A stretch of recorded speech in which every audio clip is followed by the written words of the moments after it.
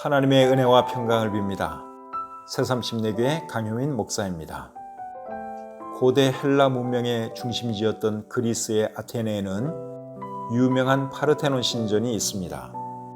파르테논 신전에서 얼마 떨어지지 않은 곳에 아레오바고라는 돌로 된 언덕이 있습니다.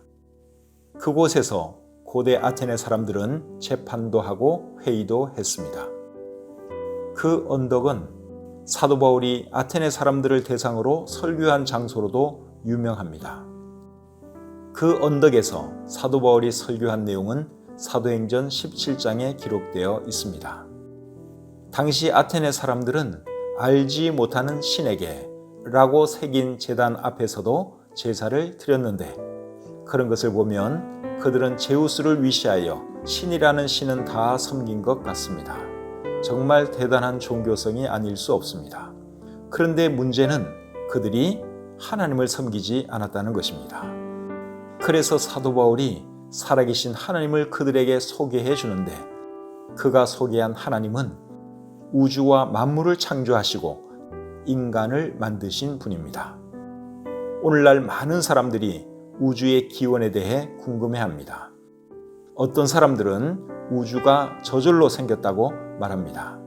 그런데 여러분, 손목 위에 작은 우주라는 손목시계 하나도 저절로 생겨날 수 없는데, 손목시계보다 훨씬 더 크고 정교하고 복잡한 우주가 어떻게 저절로 생겨날 수 있겠습니까?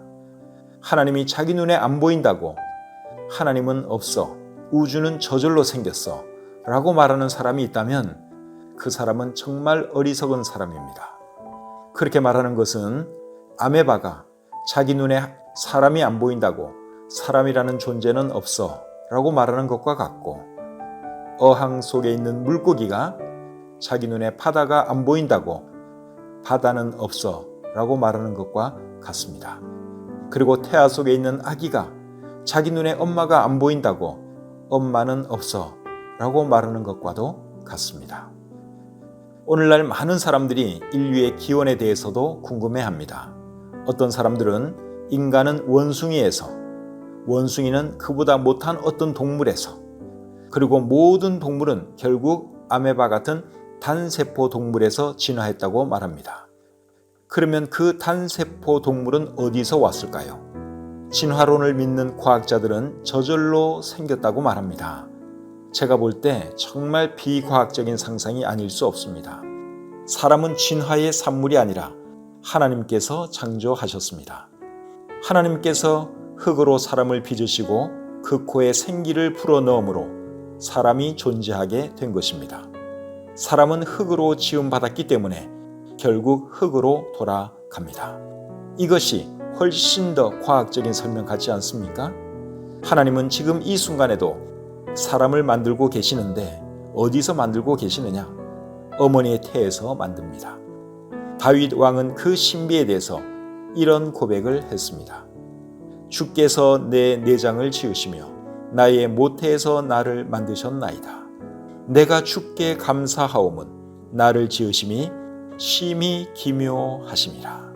사도 바울이 한 설교의 결론은 이것입니다. 사람은 하나님을 섬겨야 하고 예수님을 믿어야 한다는 것입니다. 왜 사람은 하나님뿐 아니라 예수님도 믿어야 하는 것일까요? 하나님께서 인간의 몸을 입고 이 땅에 오신 분이 예수님이기 때문입니다. 하나님께서 사람을 사랑하셔서 사람 스스로 해결할 수 없는 죄의 문제를 해결해 주시기 위해 사람들을 찾아오신 것입니다. 그러므로 예수님을 거부하는 것은 곧 하나님을 거부하는 것입니다. 사람이 섬겨야 할 분은 하나님이십니다. 종교성이 있다고 해서 아무 것에나 절을 하고 복을 빌어서는 안 됩니다. 정성보다 더 중요한 것은 바른 대상에게 하는 것입니다. 살아계시며 모든 사람의 생사화복을 주관하시는 하나님을 섬기는 당신이 되기를 예수님의 이름으로 축복합니다.